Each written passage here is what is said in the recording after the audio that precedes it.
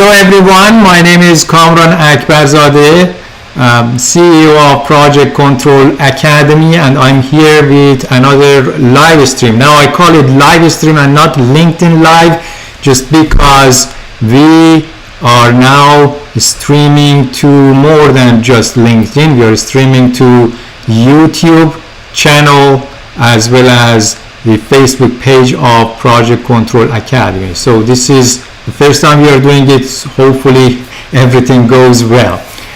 So for today I have an expert on risk management. I have James Arrow with me. James has 25 plus years of industrial and commercial engineering, procurement and construction experience, working with Fortune 500 companies. He's an expert and thought leader on risk management, and that's why we wanted to have him on this live stream today to have a conversation. As you know, these conversations are more informal for our global audience to get connected to experts and thought leaders from around the world. So James, welcome to the live stream session today. I have to bring your picture here. Okay, so maybe you introduce yourself a bit more and we take it from there with our conversation. Sure, thank you. So yes, my name's James Arrow. I'm a chartered quantity surveyor, so that's how I started out in the construction industry. So some people think of QSs or quantity surveyors as construction economists. So we help control the delivery of capital assets or projects.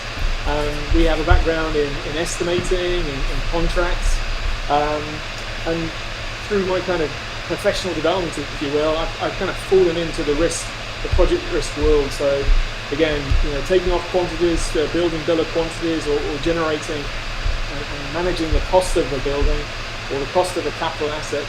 That's helped me explore different ways in which we can determine the probable outcome. So again, as a natural evolution of that work, I've kind of fallen into project risk management, and that's what I'm hoping to perhaps chat with you about today. Perfect. Thank you very much, James. Now, before we start, I want us to address people also live with us. Thank you for participating and attending this live session. Please introduce yourself, where you are from, because I can see your comments. Before we couldn't see comments. Now with the new system we can see the comments coming up, so I can even look at my screen and see who says what. So thank you, Mohammed, Umar, and Akash, Sufyan, Deborah. So thank you very much. We have people from everywhere coming. Right now I see LinkedIn, but hopefully we see also people on YouTube and Facebook, because that's just a new channel added to our live stream. So James, let's get started. And what do we want to talk about? Because we've been having conversations about risk, and especially the performance multipliers. Maybe we just open this one for today's discussion as well, talk about performance capability multipliers. Sure. So again, through my work, so again I started in the 1990s, so I've been in the construction industry for a while, and that's exposed my mind, if you like. It's opened my mind to different ways of working. So I had a period of time where, in order to get my professional certifications, to get my professional qualifications, I sought to gain extra experience of industry overseas. I spent some time working in Venezuela with Total on the Singapore project, and that was the first time I was exposed to this idea of project risk management in a work setting. And again, it wasn't necessarily just health and safety orientated. And maybe I can share a picture with you about that in a moment, Kamran. In that context, we spoke about project risk management in a broad sense, in terms of delivering against our commitments in terms of the dollar and day commitments that we set ourselves for the project. So yes, in terms of James, sorry, I have to interrupt. It seems that people cannot hear you well. It seems that there is lots of background noise, but I hear you well. But I don't know if you can have maybe a headphone or something. It seems that the quality on people's side is not that good when you talk. Okay. Was it feedback? Is that better? Yeah, it's they say that there is the quality is low and there is noise in the background when you talk. So Yeah, yeah, I know that. I hear you very well. So I don't know why it's that. So my dog is on best behavior. She's been told. okay, so let's continue because I hear you well. I don't know what's going on the other side. Okay. And I saw a comment that there's a fan running, but there is no fan. I've turned it off. So yeah, not sure what that could be.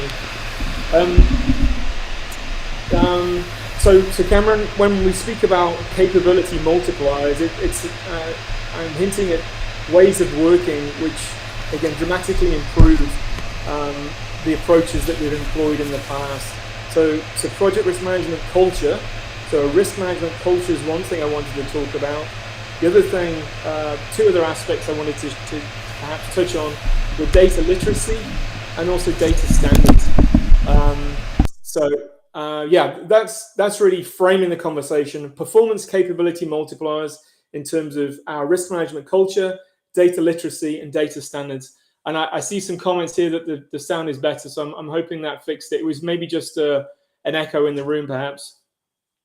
Yeah, maybe that's the reason. And also, I turned off my mic. Maybe there is some sound around the computer that I have. I don't know. Hopefully, it's got better. Very good. Thank you for the introduction, James. Now, let's talk about the first multiplier. That I think it's really critical if a company wants to get into that culture of risk. So can you explain what the first multiplier is and share your experience on that? Yeah, so one way, and Kamran, I'm going to try and share my screen here, so I hope this comes through okay. One slide I wanted to kind of dwell on was this one here. So when we talk about risk culture, one way in which I can quickly paint a picture is with this picture from the 1930s. So this photo, it's a famous picture called Lunch Atop a Skyscraper, and in the background there you can see Central Park, and I believe this is the Rockefeller building. James, I think we don't see the picture. Can you share the screen? It seems that it's not shared. Okay. Sorry. Okay, so I thought I'd shared. Let's try again. Share. Yeah, now I can. Yes, that's great. Great. Okay. So yes, from the 1930s, 1934, 1933 perhaps, this photo is of the construction of the Rockefeller building. In the background there, you can see Central Park in New York. And I like this picture because, again, we can see that our attitudes to risk have evolved. Certainly as far as HSE is concerned, our risk management culture is very different from how it was. So again, back in the 1930s, you could argue that perhaps the attitude towards safety was very different. Today, we have a very different attitude towards safety. It's commonplace to perform risk assessments to check that they themselves are not putting themselves or others in harm's way. We have hard hats, we have side boots. I don't know if you can see on the right-hand side there's a gentleman holding a glass bottle. I'm assuming he was only drinking water, but again, we have very tight controls about what we can do on site and in the workplace generally. And also people smoking there. Again, that's something you wouldn't see today on a construction site. So again, risk attitude has evolved.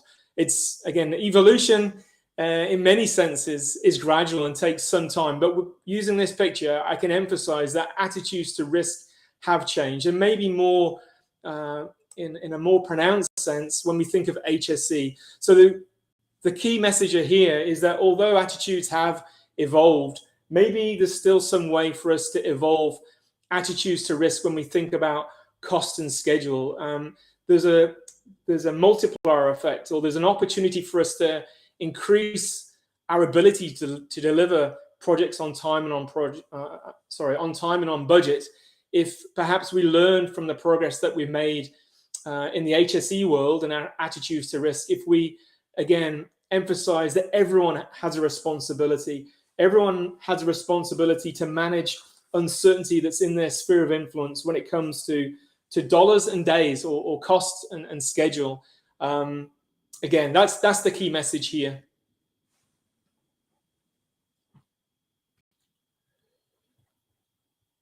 Did I lose you, Kamran? Are you still there?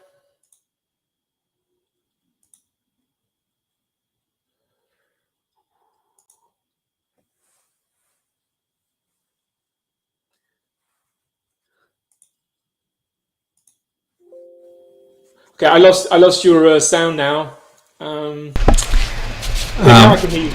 Yes, sorry, James. I had to turn it off just because it seems that it's the studio background noise. It seems that with this new system, there is more pressure on the computer and it causes the fan to work.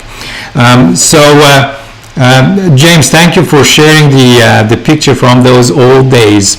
I had seen this one before, and I thought, wow, like that at that time, in that height, without any safety features. Now, you also had shared a new picture from modern days. Can you also share that, and then we can kind of talk about both of these and how risk culture has evolved? Sure.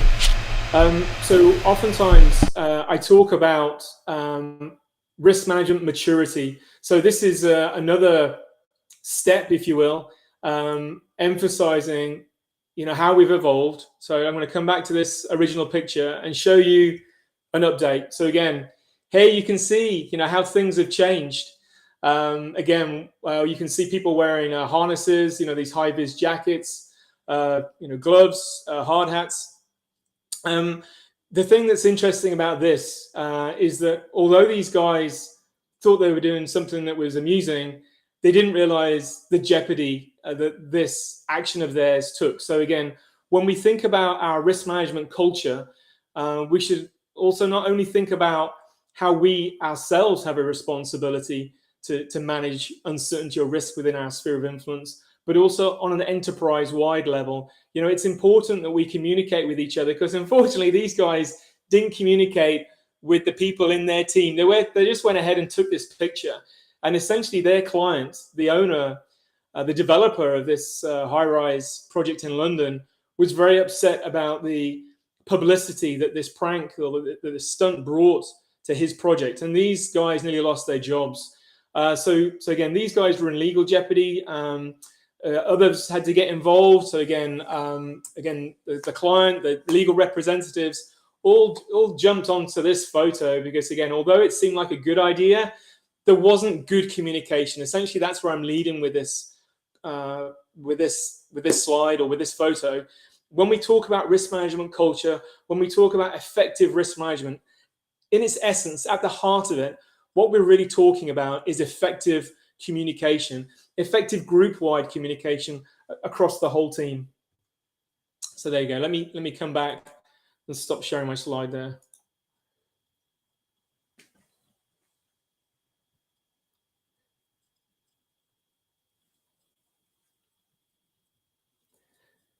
And I may have lost your sound again. Yeah, so thanks a lot for sharing the second picture, and we can really see how things have evolved. Now, moving forward, James, with organizations talking a lot about risk, and we really hear more and more about how important risk is and how important it is to have risk considered in projects, but we don't really see that happening in organizations, although there is a lot of talk. And I think at the project level, project managers, project controllers, risk managers, they want to really have more risk assessments and risk quantification involved, but it seems that from the top it's not really being much supported. What do you think it has with the culture? How should it be done? Is there a way that you think this whole learning of bringing the risk culture into organization, there should be a process for it? Okay, yeah, so there's a lot to speak about here. So, I've just spoken about evolving risk attitudes, evolving risk culture. So what I've spoken about is really continual improvement. And again, I'm pretty sure everyone on the call right now, everyone on this webinar appreciates that, because again, we've all kind of come together to try and share, learn, share ideas and develop our understanding of a topic. So, continual improvement needs to be pushed from the top down. Improving risk culture needs to be pushed from the top down. In order to facilitate that, it's important we learn. Again, we need to have a consistent approach to our work. So data literacy is where I'm heading with this. It's important that we again talk with common terms. Again, I spoke about the need for effective communication.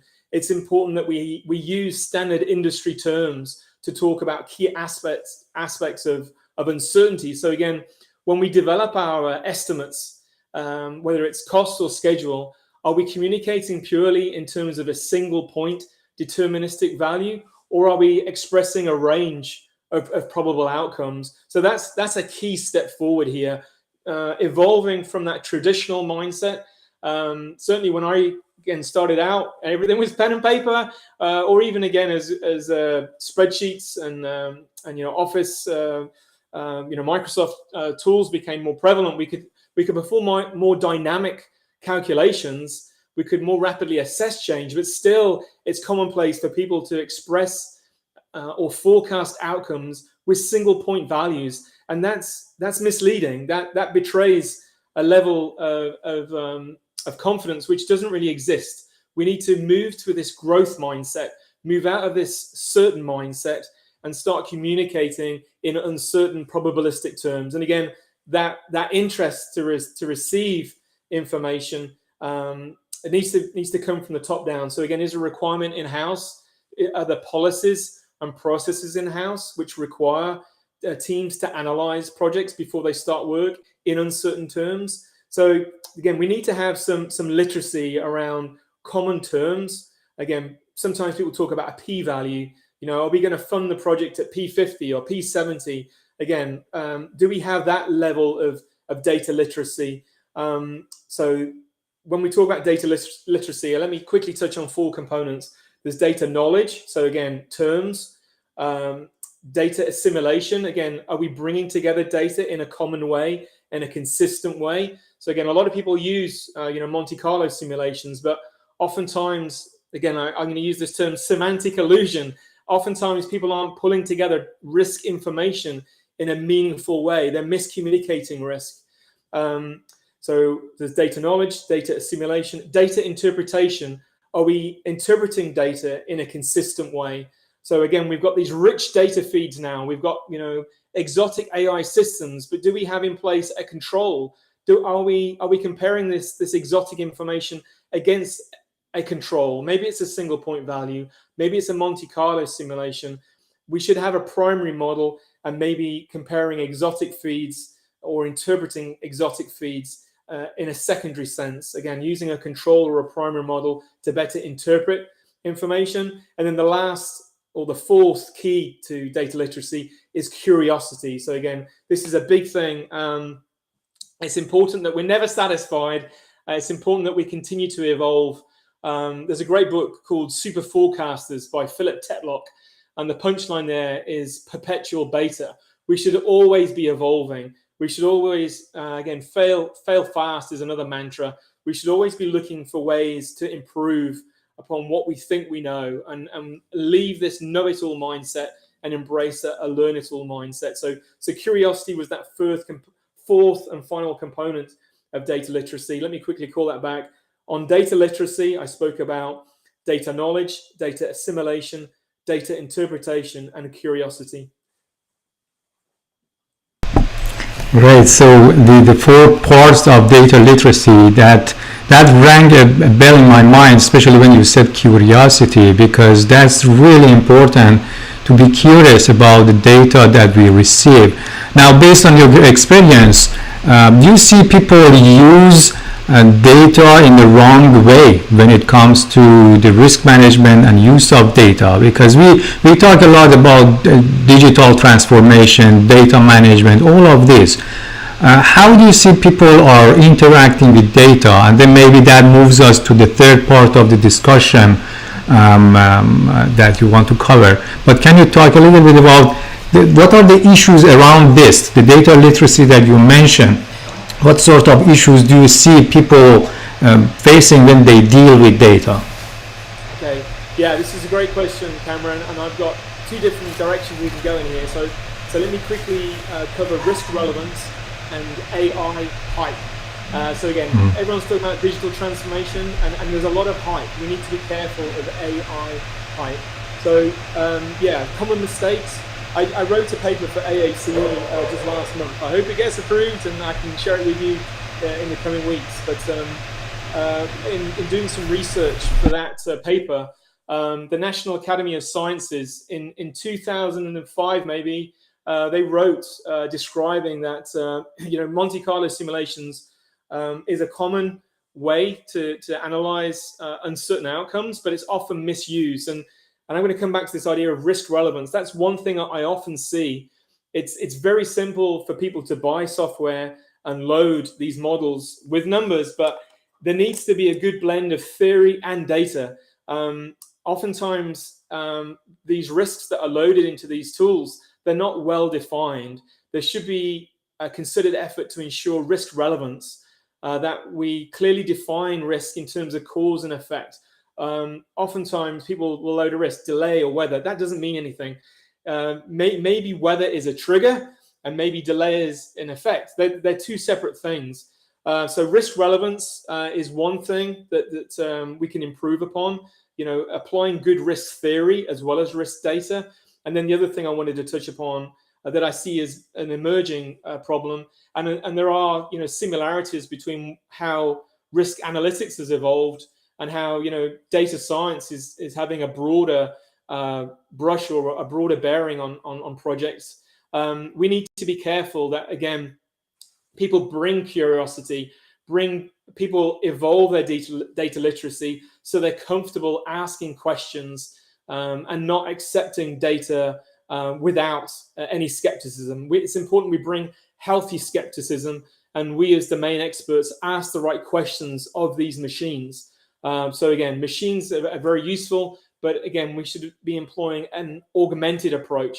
It's about both our expertise as domain experts and the machines kind of brute force, if you will, to perform calculations that are beyond our capacity. We as humans can ingest a greater range of inputs than the machines, which are narrow in a certain context. And again, we need to be careful of AI hype and maintain curiosity to ensure we're asking the right questions and that the answers that we receive from machines are meaningful. Exactly. So the AI hype and then the in and out, right? So garbage in, garbage out. So hopefully with the right questions, we can have the right set of data to have the right outcomes, that we can make the right decisions based on those. So now, James, let's move to the third aspect, the third multiplier of performance. Can you discuss that? Right. So I don't know if you spotted the path here, but we've been building on one idea to the next. So we started off with risk culture to further multiply the benefit there. We spoke about the need for data literacy for communicating or analyzing data in uncertain terms. So one multiplier was the risk culture. To expand and multiply those benefits further, we spoke about data literacy. Well, the third component that really helps further multiply the benefit of those things are consistent data standards. So when I spoke about data literacy, I spoke about data assimilation. And again, for data assimilation to be effective, we need to have consistent data standards. There is an ISO on data quality. I can't recall the wretched number right now, but we don't have good data standards when we think about risk in engineering and construction. RICS are making great gains or making inroads in describing an international cost measurement standard, and that's both in terms of currency or dollars and carbon. Now that in their third edition they talk about carbon cost. So there are uniform data standards that are emerging, but they don't necessarily yet come down to a lower level of analysis when we talk about risk. So it's more likely that these data standards first emerge in your organization, and this is something that you guys may, I hope, take away as an action item when you talk about projects. So you're talking about projects as if for the first time each time, or are you consistently gathering data? And that's as simple as, again, capturing data in a spreadsheet and having a consistent name along the column heading. It's as simple as that. Again, when we start pooling data into a data lake and we start having tables of information, are those column headings consistent? That's as simple as that. Again, for us to gain efficiency, again, we need to have consistent data standards. And this brings me back to the original point earlier about effective communication. Only with effective communication can we achieve meaningful foresight. It's essentially, when we talk about risk, that's what we're looking to do. We're looking to share meaningful foresight. And there's one thing I like to share on this particular point. When we talk about meaningful foresight, I like to share the maxim of the Blue Angels. So that's the Air Force display team here in the US. It's the Naval Air Display Team. Their maxim is never put your body where your mind has never been. So again, for us to get meaningful foresight, we have to communicate effectively. And to do that, we need to have consistent data standards within our organization. Great. Thank you very much for sharing, James, these three performance multipliers. Now, if the audience wants to learn more about the topics, do you have any books, articles that you can suggest so they can follow up on this? Lots. Again, this is a topic I've been writing on and speaking about for a few years now. So again, I don't know if they Google my name and Project Control Academy. I think maybe you have some content that may come up. I know with AACE, there's some content. Against my LinkedIn profile, they can find some content. And through RICS, I mean, I've recently been excited about the work RICS are doing about digital twin. There'll be something coming out soon on that, I hope, a report in the very near future. I spoke about super forecasters, Philip Tetlock. It's a little bit of a heavy read, but Daniel Kahneman, Thinking Fast and Slow. Also Richard Thaler, he has a book called Misbehaving. So he's another behavioral economist. Another guy, Bent Flubier, and that's a Danish name. So I may spell the surname for you. It's FLY. I might get this wrong, and then a ZBJERG. Bent Flubier, he's written about the work of Daniel Kahneman, Thinking Fast and Slow, and applied it in a project context. He has some great papers. One of his first ones, 2006, spoke about from Nobel Prize to project management, getting risks right. I recommend you pull that. And then more recently, 2018, he had another paper called 5 Things You Need to Know About Cost Overrun. That's a really great paper. I really recommend you guys go and Google that and pull that one down. That really attacks the heart of this debate. When we talk about projects running time and time again, he talks about the iron law of projects: over budget, over schedule, time and time again. I recommend his paper, 5 Things You Need to Know About Cost Overrun. Very good. Thank you very much for sharing some resources and the papers and books that the audience can use. Now, James has been talking at the Project Control Summit, has been presenting for the last 3 years, and even this year, 2022, he's going to have a session also at the Project Control Summit. So if you want to hear James more, you can also register for Project Control Summit. What other ways, James, can people connect with you? Is it just on LinkedIn, or there are other ways that if someone wants to follow up, have a question, connect, they can use? Oh, LinkedIn. Yeah, LinkedIn for certain. I mean, I am on Twitter. I don't often, I often share interesting, at least things I find interesting, articles, stories. I do share them on Twitter as well, but primarily LinkedIn is perhaps a good way to continue the conversation. So yeah, by all means, folks can connect with me on LinkedIn, and we can direct message that way. Yeah, exactly. So LinkedIn could be the best way, and also James shares his thoughts and ideas, the things that he reads, and shares the books that he likes also on LinkedIn.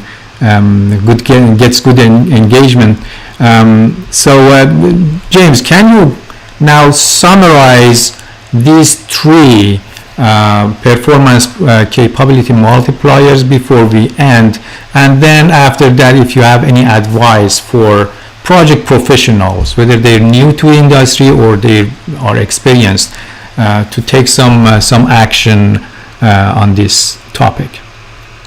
Yeah, okay, sure. So apologies for reading, but I'm going to read the notes I had for myself here. So just to close and summarize, we spoke about project performance capability multipliers, and we struck on 3 ideas which build on each other to build and continue to add continual benefit or continual improvement.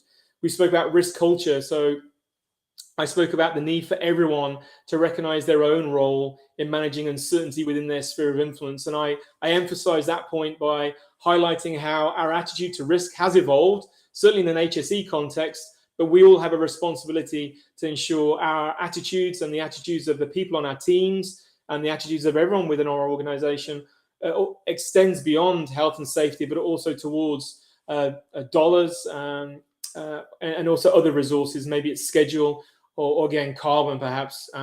So essentially we have a fiduciary responsibility within our organizations and to our shareholders to make sure we control all uncertainty, not just health and safety, but also that of our resources. So from that, I emphasize the need of a growth mindset, continual improvement, and that led on to a discussion of data literacy. Again, we need to make sure on our project teams, stakeholders are comfortable accepting and questioning probabilistic answers to questions. That is at the heart of improving data literacy. Unfortunately, schools today, there's a gap between the kind of training or the education that we're given, and also now in this era of digital transformation and the need for us to interact with more sophisticated tools. Maybe it's AI, maybe it's Monte Carlo, or other statistical types of analysis. There's a gap, there's a data literacy gap, and it's upon us to continue learning. And that's going to be one of these points of advice I give in a moment. And then the last multiplier we spoke about was consistent data standards. Within our professional organizations, institutions, associations, if you are a member of anything like that, it's imperative that we promote this discussion to have our professional organizations take this challenge by the reins and develop data standards in-house, and also you yourselves within your own organizations. Oftentimes when we report on our projects, it's using PowerPoint, and that's not a consistent way for us to learn. We should be pooling data. Oftentimes you hear people talking about pooling data in a data lake. Again, it's not much use if your data is in a PowerPoint sheet. It's important you have a consistent way to capture data. Maybe it's in a simple spreadsheet, but you need to consistently name those columns, and that could be your inroad into having a consistent data standard. So yeah, project performance multipliers, improving risk culture, data literacy, data standards. And my advice for anyone on the call is to continue engaging in groups like this. Maybe join a local group. Maybe have a local section of AACE. So AACE is the Association for the Advancement of Cost Engineering. Also RICS, the Royal Institution of Chartered Surveyors. So that's what I've done myself personally. But there are other groups. So Association of Project Management, the Institution of Risk Management. There are multiple groups that you can engage with to ensure your own professional development. And the other good thing is, again, the network that you develop. So it's good for your kind of intellectual nutrition, if you like, and your effectiveness in the workplace. But it also may help you in the long term find a job that you really love and you engage with passion. Perfect. Thank you very much, James, for sharing your thoughts, insights, and the advice at the end. Really, joining associations is a great way. Also, James is one of our EPIC program experts that he's part of that, and we do our best there as well to add value through the experts like James. So thanks a lot, James. Thanks everyone for attending. I'm sorry for some of these technical difficulties that we have. We promise to do a better job next time, and possibly bringing James back later, because I'm not happy with the way that things went today, but hopefully you got some benefit, you take some action, and thanks again, James, for being here, and I wish you great levels of success. Thank you. Thanks everyone. Bye-bye. Bye.